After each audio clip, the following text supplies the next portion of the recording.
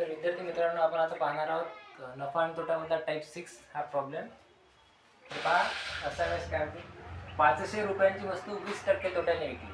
म्हणजे 500 रुपयाची वस्तू घेतली आणि 20% तोटा झाला ते विकताना, 20% तोट्याने विकली. तर त्या वस्तूची विक्री किंमत काढा. तर विक्री किंमत विचारली, तर आता कसं करायचं याला?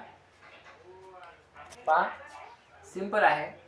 500 रुपयाची वस्तू 20% तोटा, म्हणजे तोटा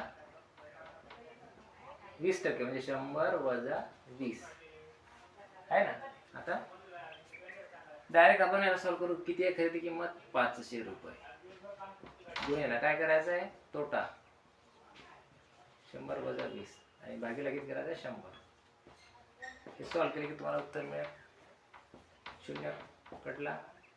5 गुन्हेला 100 वजा 20 म्हणजे 80. 8 5 40, 400. मग त्या वस्तूची विक्री किंमत किती झाली? 400 रुपये. विक्री किंमत 400. आहे किती सोपं. धन्यवाद.